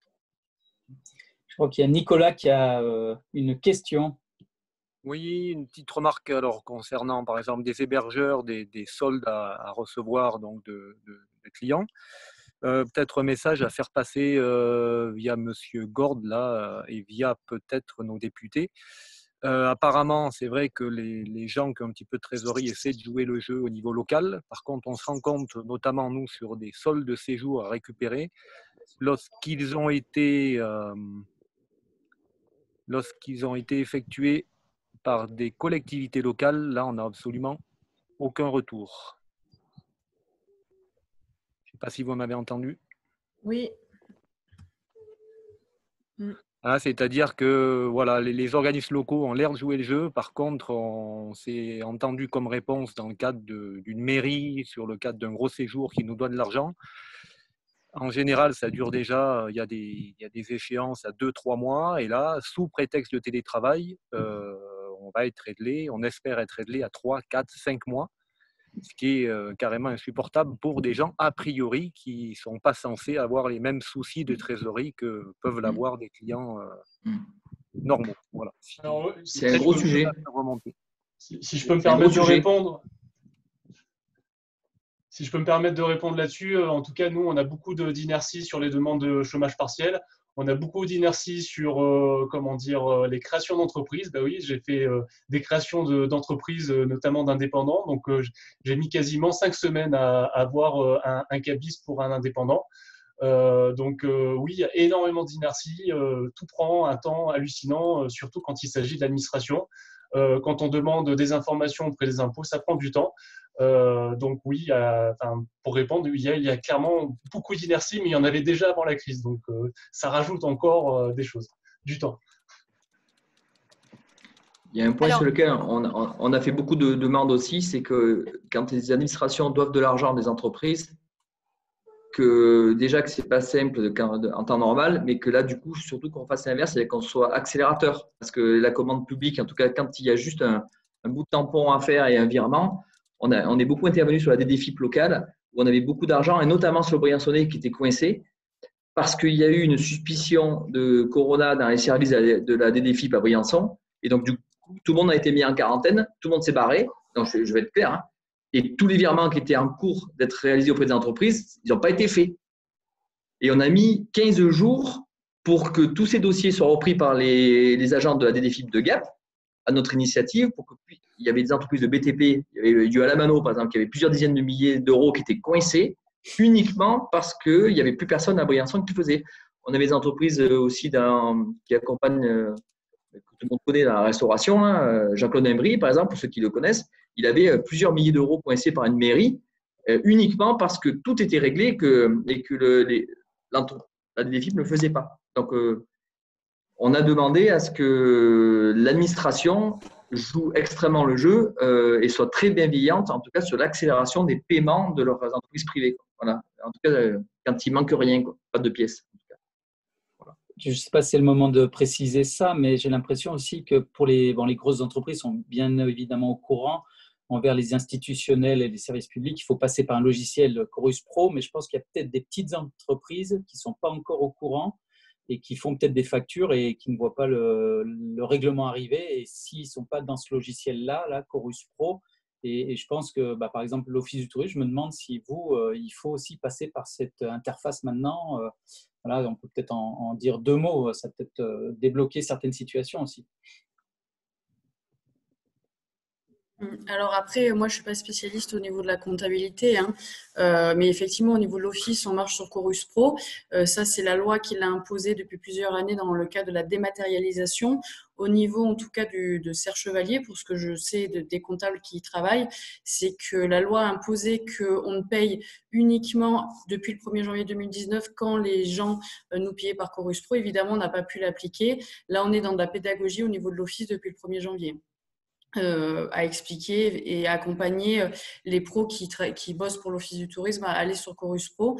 Il n'y a pas pour l'instant de sanctions ou qu'on ne paye pas si ça n'a pas été fait par Chorus Pro. Ok, merci. D'autres questions?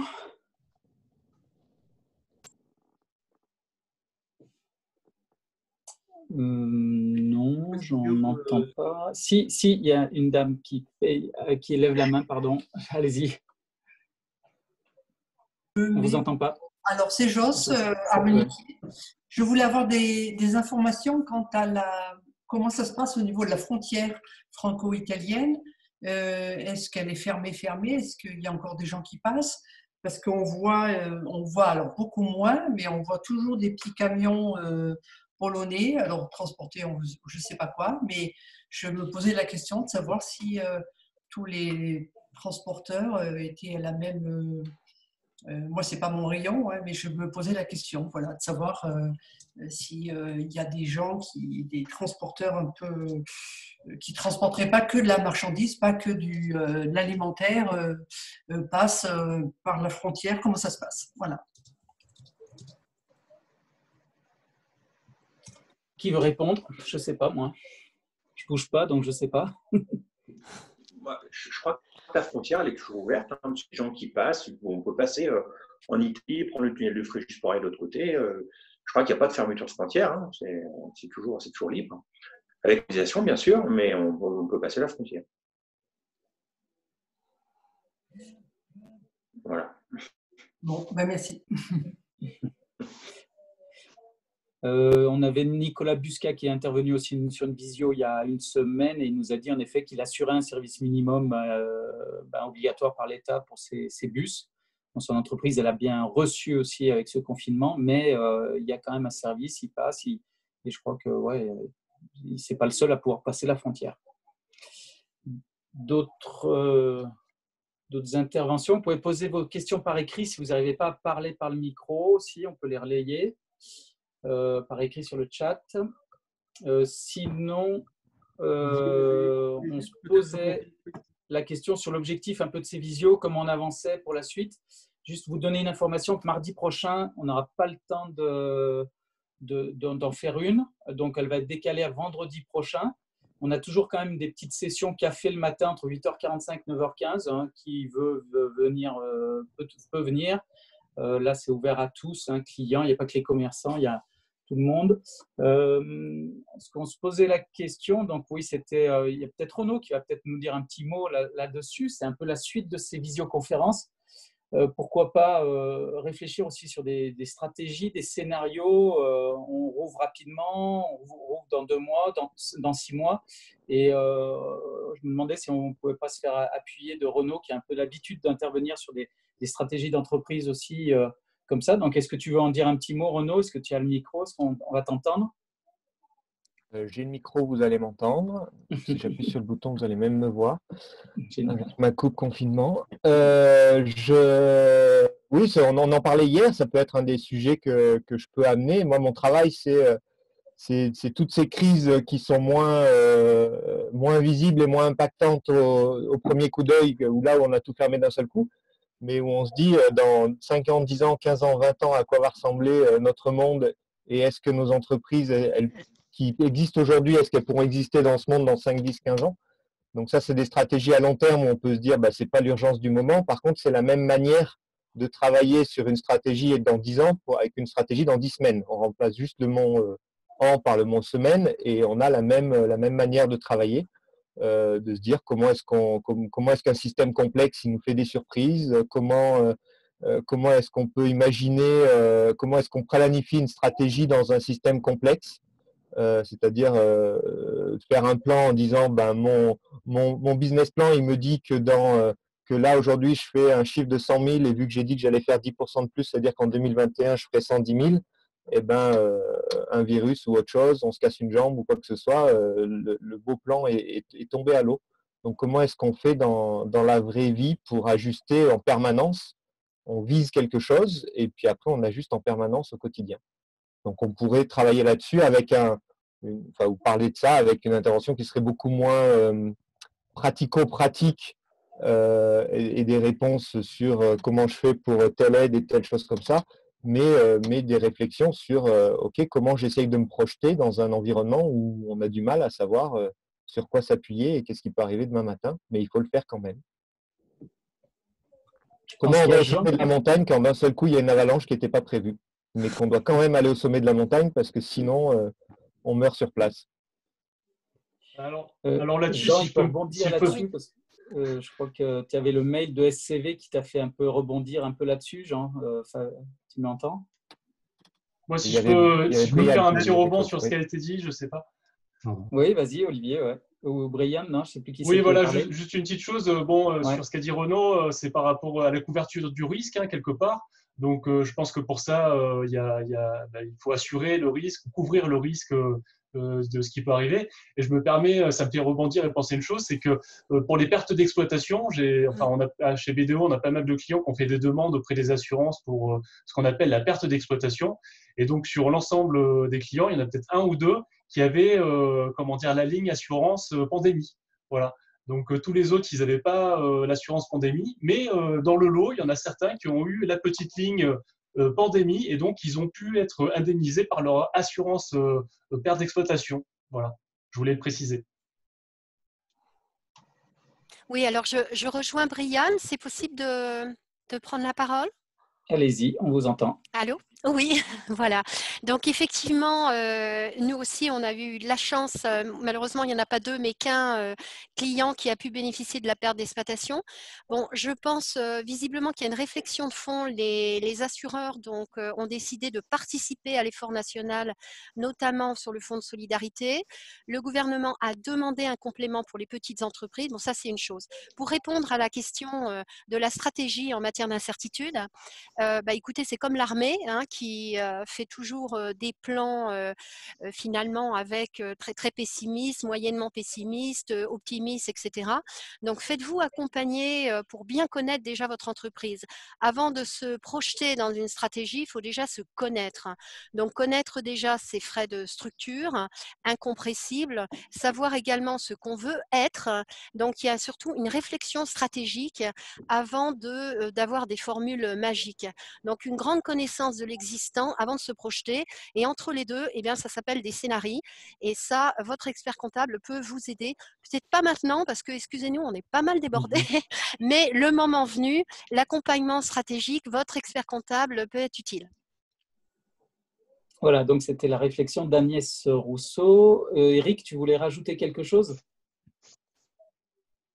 Oui, juste une précision, parce que j'ai vu que dans la conversation, la question était posée sur le FSE, sur le fonds de solidarité. Juste une remarque, c'est que ce n'est pas parce que vous avez fait l'objet d'une fermeture administrative que vous ne devez pas justifier d'une perte de chiffre d'affaires d'au moins 50%. Hein, donc, c'est pour ça que quand vous rentrez sur le site, vous avez à cocher le fait de savoir si vous avez fait l'objet d'une fermeture administrative, et pour autant, vous devez justifier d'une perte de chiffre d'affaires d'au moins 50%, étant précisé que si la perte est inférieure à 1 500 €, vous toucherez moins que 1 500 €, ce qui pose d'ailleurs un problème pour les moniteurs de ski. Je vois que Bernard Belay est là, parce que les moniteurs de ski, il faut que vous sachiez que le chiffre d'affaires, c'est le chiffre d'affaires encaissé. Donc, le chiffre d'affaires encaissé de mars 2019 par rapport à celui de mars 2020, les moniteurs risquent d'être sur leur activité réelle de février, donc ils auront du mal à justifier d'une baisse de chiffre d'affaires. On a interrogé un peu les instances, notamment, et on a un retour ce matin qui nous dit qu'après divers échanges avec l'UNASA, qui est l'Union nationale des associations de centres de gestion agréés, ils ont communiqué sur le fait que, compte tenu de la saisonnalité, il semblait possible de choisir entre deux méthodes de calcul, à savoir les recettes encaissées ou bien le suivi des journées travaillées sur les mois de mars sous leur propre responsabilité et avec un récapitulatif précis à présenter si besoin, en appliquant la même méthode de calcul entre les 2 années. Voilà, c'est un point important parce que on risque d'avoir des moniteurs de ski qui, de par leurs écoles, reçoivent des relevés d'heures en leur demandant de déclarer c'est le relevé d'heures, alors que le décret ne prévoit pas la possibilité de déclarer les heures effectuées, mais plutôt le chiffre d'affaires réellement encaissé. Voilà, c'était la précision que je voulais apporter. Et a priori, il y a aussi une démarche du syndicat national auprès du ministère pour régler le problème. Oui, Mais et puis effectivement, je crois qu'il y a, on il y a est dans, mobilisation. Pardon. oui, on est dans l'esprit. Effectivement, on devrait pouvoir bénéficier de cette aide, mais dans la forme, effectivement, on n'est pas dans les critères.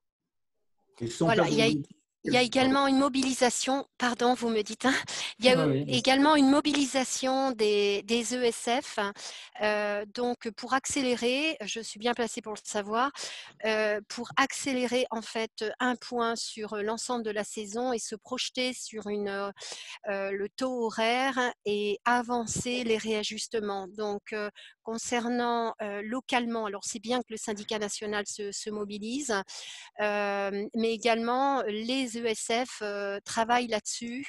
Il y a dans les pires des cas, vous le savez bien, la caisse de secours, mais les ESF nous demandent d'accélérer le bilan 2019-2020 pour faire un réajustement. On vous entend plus là. Ah, vous Si, c'est bon. m'avez... C'est bon, c'est bon. Vous m'avez entendu? Voilà. Ouais. Donc, je ne sais pas si vous m'avez entendu. Donc, sur le plan national, le syndicat national, c'est bien qu'il se mobilise. Mais sur le plan des ESF locales, je peux vous dire qu'on est très sollicité pour faire un bilan au plus vite de la saison 2019-2020 pour réétudier le réajustement du taux horaire. Oui, mais il y aura justement un problème. Bon, je suis obligé de vous quitter. Finalement, j'avais dit que j'avais rien, mais en fait, je viens d'avoir un SMS, il faut que j'aille à l'entreprise. Donc, je suis désolé, il faut que je traverse. En tout cas, à disposition, si vous voulez que je réintervienne ou sur des sujets, ou l'équipe avec Marie-Claire. Voilà, on est entièrement à votre disposition, mais il est très important de jouer collectif, en tout cas, dans ces moments. Et en tout cas, je ne peux que être ravi de ce que vous êtes en train de faire. Voilà, à Briançon. Dans Briançonnais, on va dire. Merci beaucoup, Eric. Voilà. À bientôt. Bonne journée. À très bientôt. Au revoir à tous. Alors, vu qu'on a parlé des ESF, on va enchaîner sur SCV parce que le jour d'après, SCV y pense aussi. Voilà, Jean, tu as un petit mot à nous dire là-dessus. Hein. Oui, il y a eu un message qui a tourné, qui a été émis par Gilles, le directeur de l'Office, sur la situation de l'Office, sur les mesures en cours. Il a fait ce message à l'ensemble de la commission exécutive et du comité directeur. Donc, on est quelques-uns à avoir répondu pour dire ce qu'on faisait, donc je fais partie. Et Patrick Arnaud a aussi fait un message en disant qu'il avait été très discret jusque-là parce qu'ils étaient, eux, dans une situation compliquée à fermer le domaine, à gérer leur personnel et tout. Et ils lancent l'idée de nous retrouver pour imaginer ce que pourra être la suite. Je crains que dans son esprit, tel qu'il l'écrit, la suite ne soit pas exactement ce qu'on imaginait être le passé qu'on pouvait dupliquer sur l'avenir. Enfin, j'essaie d'être clair, mais donc je pense que ça serait intéressant qu'on fasse une prochaine visio avec Patrick en essayant d'être le plus positif possible. Hein. Le but n'est pas de se dire c'est bon, on plie tout et on va faire autre chose. Mais je crois que toutes ces réflexions collectives pourront nous amener à être performants par la suite. Et il conclut de façon très opportune, avec beaucoup d'optimisme, que je crois, c'est que nos territoires en a largement les capacités. Donc voilà, peut-être pour la suite, on peut essayer de travailler là-dessus. En tout cas, c'était vraiment intéressant aujourd'hui. Bon, moi, j'apprécie toujours qu'il y ait mes collègues de Serre Chevalier qui sont de plus nombreux. Ça veut dire que la communication marche. Voilà. Tout va bien. Okay. Merci.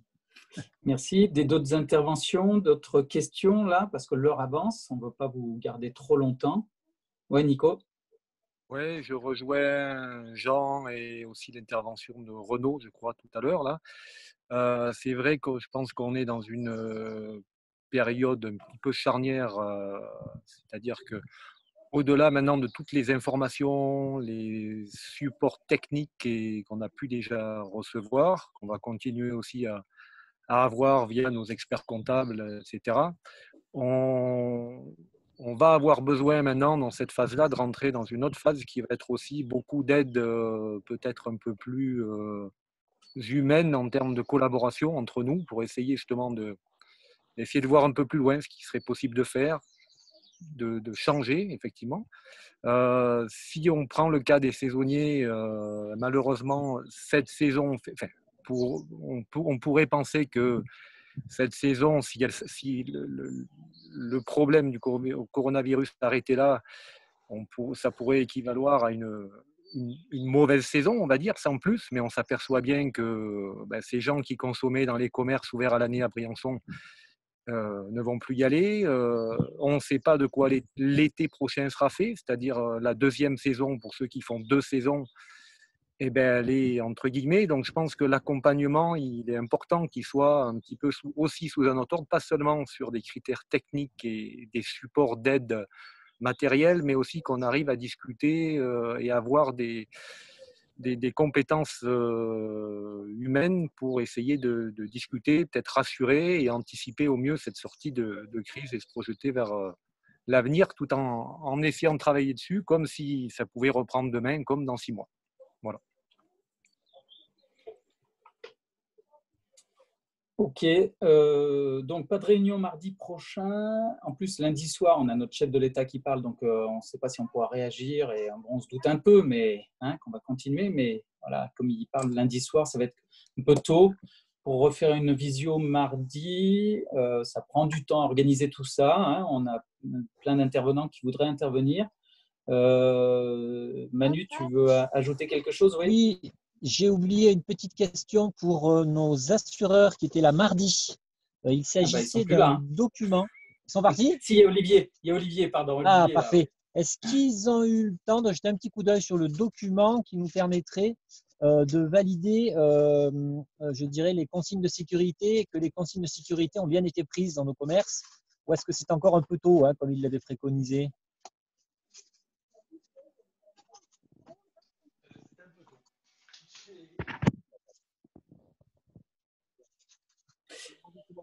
Alors Olivier, on ne t'entend pas. Pardon, muet. C'est bon. C'est bon? C'est bon. C'est bon.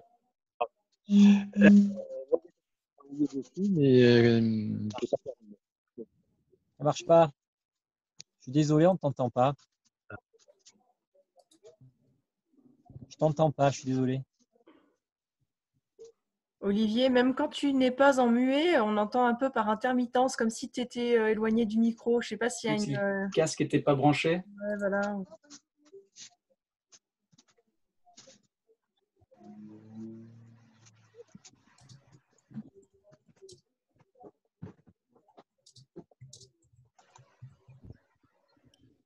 Je peux dire un truc en attendant? Vas-y. De toute façon, on ne peut pas m'interdire. Physiquement, vous n'allez pas m'interdire, je ne pouvais pas. Par contre, peut-être qu'il faudrait qu'on sollicite nos élus, parce qu'il y a encore des maires, et ça serait intéressant d'avoir leur position et savoir quelles actions ils mènent concrètement. Ça pourrait être un moyen de donner un peu plus de cohésion, notamment sur le respect du confinement, sur 2-3 sujets où le pouvoir de police du maire est bien plus étendu qu'on ne le croit. Enfin, ils le savent, j'en doute pas, mais il y a des choses à faire. Ok, bonne idée. En effet, on a déjà eu monsieur le maire de Briançon qui est intervenu. La suite du rendez-vous avec la conseillère régionale mardi dernier, de suite, on a reçu un SMS de madame Chantal Eméhoud qui était prête à venir intervenir, et nous disant aussi que madame Forgéou pouvait se faire le relais aussi localement. Mais oui, en effet, on peut faire intervenir les maires. Après, il faut trouver un peu des sujets qui soient, je dirais, qui est un paramètre un peu commun un peu à tout le monde, parce que mais oui, on peut tout faire, de toute façon. Je crois que Olivier a répondu. Marie-Claire. Ouais, excusez-moi, je voulais juste avoir un peu plus d'éléments sur la question de Manu concernant les gestes de sécurité. Ça concerne quoi exactement? Alors, il ne s'agissait pas d'une question sur les gestes de sécurité, c'était une question qui était au sujet pour protéger les patrons d'une éventuelle demande d'un employé qui aurait trouvé que les protections qu'il avait eues à cette période étaient insuffisantes. Donc, c'est vraiment une question d'assureur. Ah, d'accord.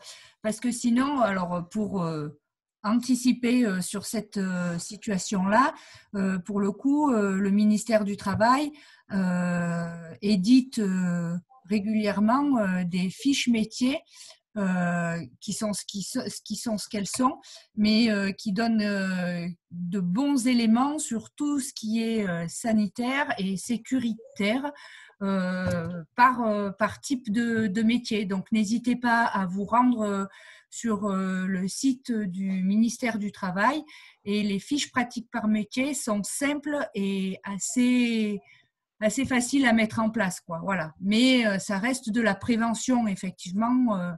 C'est en amont d'une démarche d'un des collaborateurs. Alors, je rebondis sur quelque chose que vous pouvez faire également. Oui, Madame Roux, vous avez parfaitement raison. Il y a déjà des guides concernant les métiers du bois, les métiers du BTP, la restauration rapide, les agriculteurs. Mais il y a également la médecine du travail qui a des fiches techniques qui vous aident exactement selon les secteurs d'activité. Donc, la médecine du travail, bon, ils sont en télétravail, mais vous pouvez contacter votre médecin référent de la médecine du travail qui vous donnera les fiches techniques sur certains secteurs d'activité. Si je prends un exemple pour les secteurs financiers particuliers que j'ai donné à l'ensemble de mon personnel, en complément des informations et gestes barrières que nous donnait le gouvernement, je conseille à tous les chefs d'entreprise de toute manière de conserver leur mail et de communiquer par mail avec des écrits, etc., pour se prémunir d'éventuelles responsabilités.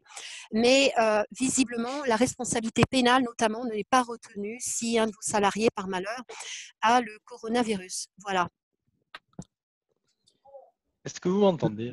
Dans la Fédération nationale de l'ameublement dont je fais partie nous a communiqué une fiche travail et elle incite les employeurs à solliciter le personnel afin qu'eux-mêmes soient acteurs des éventuelles mesures de protection. Et je pense que ça, ce n'est pas une mauvaise chose non plus, parce que ça responsabilisera tout le monde sur les bons comportements et nous aider à prendre des décisions de juste protection du personnel. En même temps, j'ai envie de vous dire, c'est simplement une question de bon sens. On parle beaucoup de mesures sanitaires, mais se laver les mains, ce n'est pas conseillé depuis 4 semaines, quoi. À un moment donné, voilà, il faut pas vous. Enfin, bien sûr qu'il y a des mesures de barrière, etc. Mais au quotidien, ça reste quand même des gestes de bon sens. Olivier est revenu avec voilà, nous. Oui, je vais répondre aussi. Moi, je voulais dire d'abord que je n'étais pas tout à fait d'accord avec l'intervention de Madame où elle disait que la responsabilité pénale de l'employeur ne serait pas retenue. Moi, si c'est le cas, je vous demanderais de l'écrire si j'étais votre client. Voilà. Première chose. Oui, c'est un communiqué de l'Ordre des experts comptables, je précise, je ne suis pas représentante de l'Ordre des experts comptables, mais qui a bien insisté, voilà, bien sûr, monsieur, qui a bien insisté pour communiquer cette information. À partir du moment, et c'est pour ça que j'ai enchaîné pour dire le bon sens, encore une fois, et Madame Roux le dit, c'est communiquer à ses salariés les gestes de bon sens, organiser, et c'est très bien, oui, de faire participer les salariés et de revoir son document unique, ça s'appelle le DU, pour mettre à jour un certain nombre de choses. Et normalement, si vous voulez, enfin, c'est ce qui a été indiqué, je me fais perroquet, excusez-moi, mais que la responsabilité pénale, sauf faute lourde, d'un employeur ne serait pas mise en cause. C'était le but de mon intervention de la semaine dernière où j'ai commencé à attirer l'attention sur tous les adhérents présents et qui regardent la vidéo après coup, c'était de profiter de ce temps-là de formaliser de tout ce qui était pour pas qu'ils soient mis en cause sur leur faute inexcusable de l'employeur, sur la sécurité de leurs employés. Chose qui existe déjà depuis très longtemps, mais qu'il va falloir formaliser et que je pense très peu de commerces aujourd'hui l'ont fait sur des commerces, on va dire, traditionnels, sur lesquels aujourd'hui, enfin, jusqu'à présent, on ne se posait pas la question de formaliser la mise en sécurité d'un employé dans ces commerces ou petits commerces d'ailleurs. Mais les mises en cause, moi je travaille là-dessus avec un de mes confrères qui est spécialisé en responsabilité civile. Donc ce document, je le ferai parvenir à tout le monde.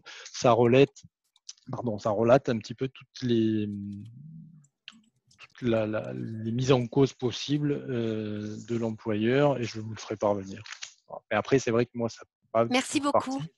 C'est pas ma partie. Et après, c'est aux clients et aux adhérents de se rapprocher vis-à-vis de chacun de leurs experts comptables pour formaliser ça au cas par cas dans chaque structure.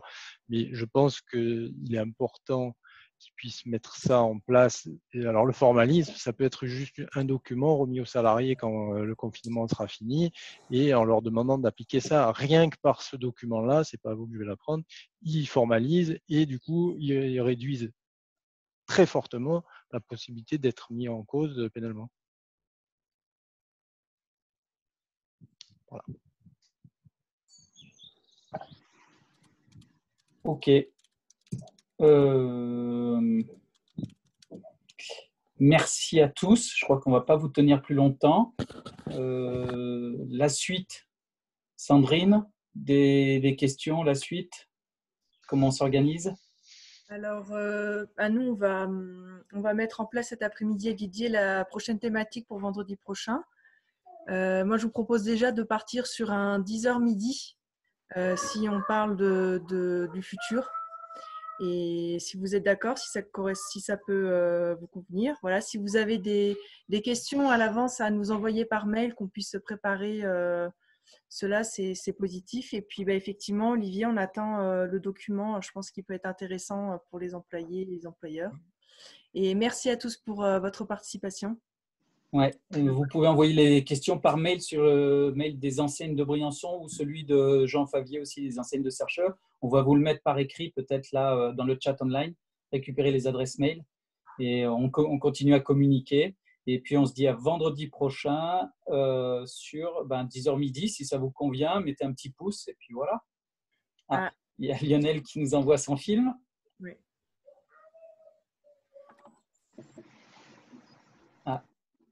On va peut-être, si on peut le couper. Je ne sais pas si tu nous entends, Lionel. J'ai juste touché l'écran pour passer à la suite. Non, mais je ne sais pas si on peut le virer. Il a pris la main à nous envoyer son écran. Arrêtez le partage du participant. Voilà. Oui, donc voilà, peut-être mettre les adresses mail dans le chat online, si jamais vous voulez continuer. Ah, il insiste. En fait, il veut passer ça, il veut diffuser une vidéo qui dure 45 secondes. Ah, vas-y, allez, vas-y, envoie là ta vidéo. Si vous avez le temps de la regarder, tu peux l'envoyer. Vas-y, go. On vient penser à inviter Patrick Arnaud. Je vais le noter.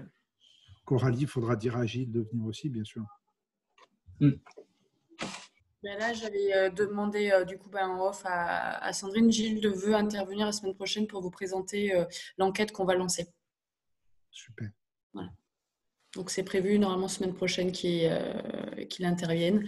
Et puis moi, aujourd'hui ou demain, il y a une newsletter qui part avec le résumé du mail que vous avez reçu. Ok. Alors, cette vidéo, vous la voyez ou non là? Allez, elle part ou pas? Vous la voyez ou non là? Non. C'est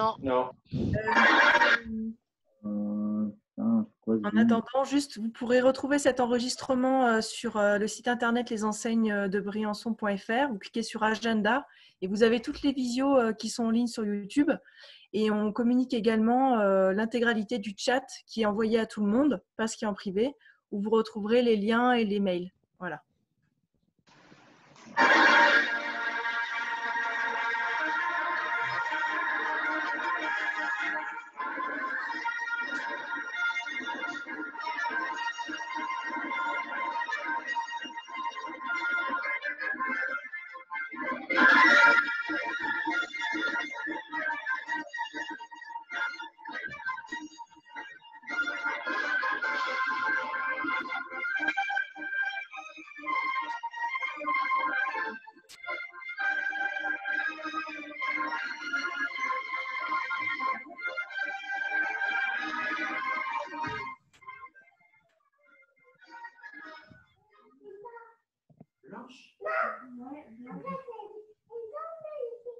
Ok, merci Lionel. Bon, c'est moins fluide que sur Internet. Sur Internet, la musique, elle passe mieux. Hein. Mais tu n'as pas la fibre optique, toi, là-bas, c'est pour ça. Ben non. Lionel, on est sur ton écran. Partage ton écran, Lionel, ça regarde. Oui, par contre, oui, tu as raison. On voit ton Excel, là. Hein. Je vais vous montrer le résultat à la fin, vous allez pleurer. Bon, merci à tous. Merci pour ces qualités d'intervention. Je crois qu'on va tous un peu grandir quand même avec ces visios parce qu'on apprend vraiment plein de choses. Hein. J'espère que vous aussi, vous ennuyez pas. Et puis, je vous dis à vendredi prochain et autrement par mail pour d'autres informations. Merci à tous en tout cas. À bientôt. Bon appétit, bonne journée. Et vous bien.